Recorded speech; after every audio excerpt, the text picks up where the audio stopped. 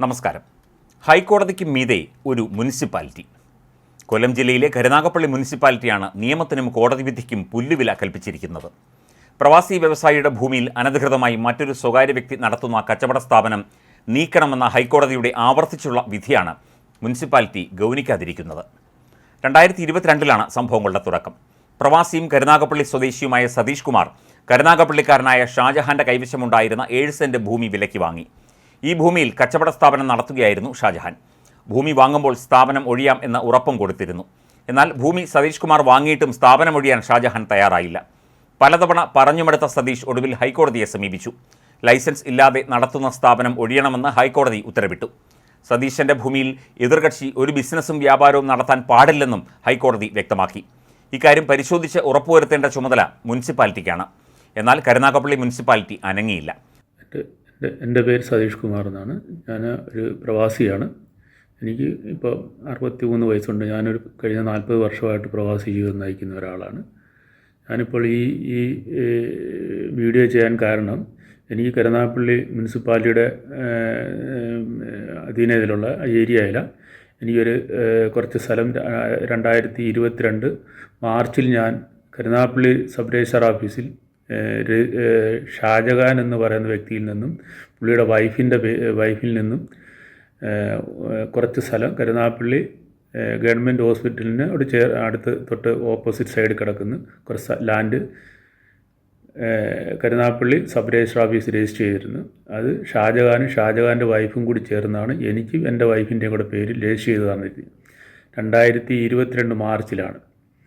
ഇന്ന് ഞാൻ ഈ 2022 മാർച്ചിൽ ഞാൻ ഈ രജിസ്റ്റർ ചെയ്ത് കഴിഞ്ഞ് ഒരു അവിടെ ചെയ്ത് കഴിഞ്ഞതിന് ശേഷം ഞാൻ എൻ്റെ ഈ സ്ഥലം എൻ്റെ പേര് കൂട്ടി കരമടച്ച് ഓണർഷിപ്പും മുനിസിപ്പാലിറ്റി പോയി എൻ്റെ ഒരു ചെറിയ പഴയ ബിൽഡിംഗ് ഉണ്ടായിരുന്നു, അതിൻ്റെ ഓണർഷിപ്പും ഞാൻ എൻ്റെ പേരിലോട്ടാക്കി കരമടച്ച് അതിന് ശേഷം ഈ സമയത്ത് ഷാജഹാൻ്റെ ഈ പ്രോപ്പർട്ടിക്കകത്ത് കുറച്ച് ഫ്രൂട്ട്സും അതും ഇതുമൊക്കെ ഉണ്ടായിരുന്നു. എന്നോട് പറഞ്ഞൊരു 3-4 ദിവസം കഴിഞ്ഞ് ഞാൻ മാറിത്തരാം, ഇതങ്ങ് വിറ്റ് മാറട്ടെ എന്ന് പറഞ്ഞ് എന്നോട് പറഞ്ഞ് ഞാൻ അതും പ്രകാരം സാരമില്ല ഓക്കെ എന്നും പറഞ്ഞ് ഞാൻ 3-4 ദിവസം കഴിഞ്ഞപ്പോഴും എനിക്ക് ജോലി സംബന്ധമായിട്ട് എനിക്ക് തിരിച്ചു പോരേണ്ടി വന്നു.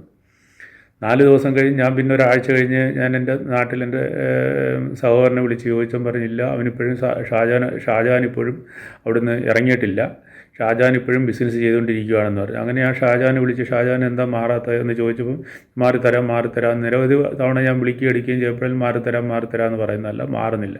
അങ്ങനെ ഞാൻ കരുനാഗപ്പള്ളി മുനിസിപ്പാലിറ്റി പോയിട്ട് മുനിസിപ്പാലിറ്റി സെക്രട്ടറിയോട് പറഞ്ഞ്, സാറേ ഇത് ഞാൻ ഇന്ന ദിവസം എഴുതി മേടിച്ച സ്ഥലമാണ്, ഷാജഹാൻ മാറിത്തരാമെന്ന് പറഞ്ഞ് ഇതുവരെയായിട്ടും മാറി തന്നിട്ടില്ല, അതുകൊണ്ട് ആളിനെ എനിക്ക് നിയമപരമായിട്ട് എനിക്ക് സാർ മാറ്റിത്തരണം.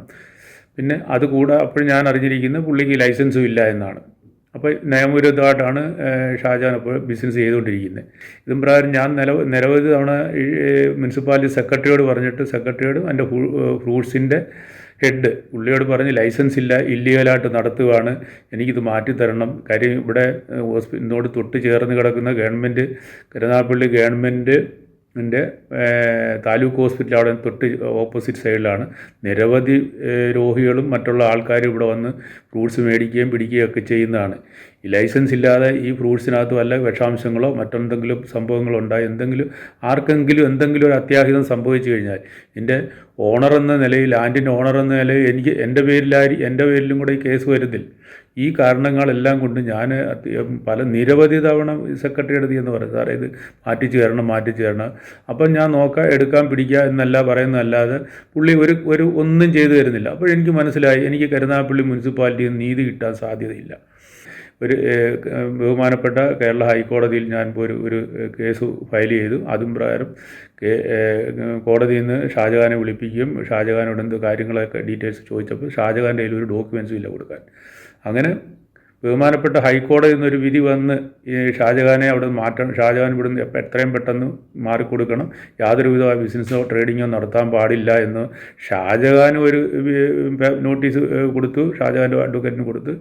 അതേപോലെ തന്നെ കരുനാഗപ്പള്ളി മുനിസിപ്പാലിറ്റി സെക്രട്ടറിക്കും കൊടുത്ത്. അവർ ഈ ഡിസംബറിൽ കിട്ടിയ വിധി ഇതുവരെയായിട്ട് നിരവധി തവണ ഞാൻ സെക്രട്ടറിയെ വിളിച്ച് പോയി, സാറേ എന്തുകൊണ്ടാണ് നിങ്ങൾ ഈ വിധി നടപ്പാക്കാത്തത്, അത് ഞങ്ങൾ ആലോചിക്കട്ടെ, പറയാം, എടുക്കാം, പിടിക്കാം, നോക്കാം എന്ന് പറയുന്നതല്ലാതെ വിധി നടപ്പാക്കുന്നില്ല. ഷാജഹാൻ കച്ചവടം നിർബാധം തുടർന്നു. ആകെ വിഷമത്തിലായ സതീഷ് വീണ്ടും ഹൈക്കോടതിയെ സമീപിച്ചു. സതീഷിന്റെ ഭൂമിയിൽ ഷാജഹാൻ കച്ചവടം നടത്തുന്നുണ്ടോ എന്നറിയാൻ ഹൈക്കോടതി അഡ്വക്കേറ്റ് കമ്മീഷനെ വെച്ചു. ഫെബ്രുവരി 21-നായിരുന്നു ഈ നിയമനം. 29-ന് കമ്മീഷൻ സ്ഥലപരിശോധന സംബന്ധിച്ച് ബന്ധപ്പെട്ട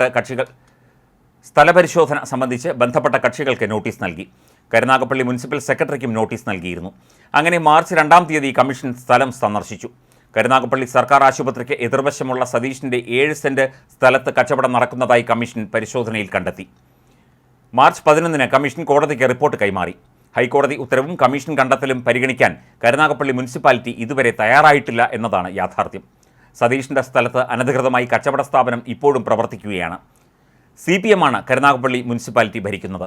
ഷാജഹാൻ CPM പ്രവർത്തകനാണ്. ഈ രാഷ്ട്രീയ പിൻബലമാണ് ഹൈക്കോടതി വിധിയെപ്പോലും കാറ്റിൽ പറത്താൻ ഷാജഹാനും കരുനാഗപ്പള്ളി മുനിസിപ്പാലിറ്റിക്കും സഹായകമാകുന്നത് എന്നാണ് ആരോപണം. കേസ് വീണ്ടും ഹൈക്കോടതി പരിഗണിക്കാനിരിക്കെ ശക്തമായ നിയമ പോരാട്ടത്തിന് ഒരുങ്ങുകയാണ് പ്രവാസിയായ സതീഷ് കുമാർ.